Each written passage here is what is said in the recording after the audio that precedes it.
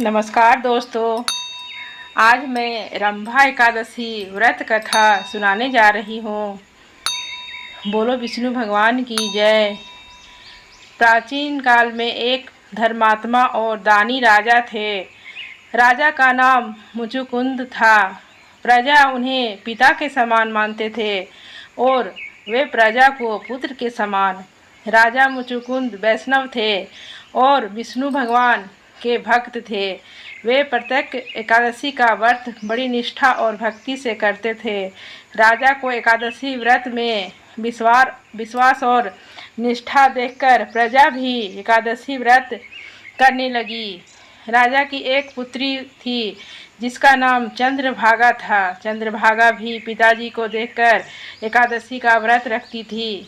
चंद्रभागा जब बड़ी हुई तो उनका विवाह राजा चंद्रसेन के पुत्र शोभन के साथ कर दिया गया।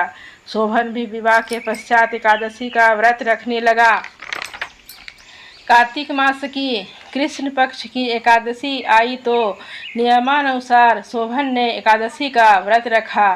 व्रत के दौरान शोभन को भूख लग गई और वह भूख से व्याकुल होकर छटपटाने लगा और इसी छटपटाहट में भूख से शोभन की मृत्यु हो गई।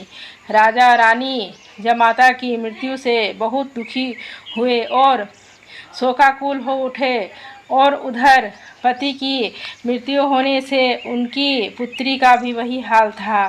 दुख और शोक के बावजूद उन्होंने एकादशी का व्रत नहीं छोड़ा बल्कि विधिपूर्वक व्रत करते रहे। एकादशी का व्रत करते हुए शोभन की मृत्यु हुई थी, अतः उन्हें मंद्राचल पर्वत पर स्थित देवनगरी में सुंदर आवास मिला। वहाँ उनकी सेवा हेतु रंभा नामक अप्सरा अन्य अप्सराओं के साथ जुटी रहती थी।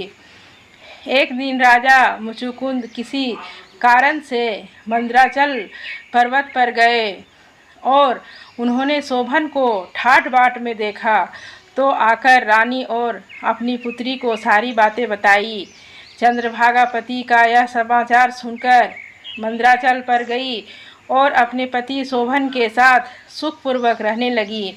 मंद्राचल पर इनकी सेवा में रंभादि अप्सराएं लगी रहती थी, अतः इसे रंभा एकादशी कहते हैं। आइए व्रत की विधि बताएं। रंभा एकादशी या रमा एकादशी का व्रत कार्तिक मास के कृष्ण पक्ष में रखा जाता है। विवाहिता स्त्रियों के लिए यह व्रत सौभाग्य देने वाला और सुख देने वाला, सुख प्रदान करने वाला कहा गया है। इस एकादशी के विषय में पुराण में काफ़ी विस्तार में बताया गया है। अग्नि पुराण में एकादशी के विधान में कहा गया है कि दशमी तिथि को सात्विक भोजन करें और काम वासना से मन को हटाकर हृदय शुद्ध और पवित्र रखें और एकादशी के दिन प्रातः स्नान करके पूजा पाठ करें। द्वादशी तिथि को ब्राह्मण को भोजन कराकर दक्षिणा देकर विदा करें। फिर व्रती को अन्न ग्रहण करना चाहिए। अगर मेरी कथा अच्छी लगी हो तो कृपया मेरे चैनल को अपने दोस्तों के साथ शेयर करें। धन्यवाद।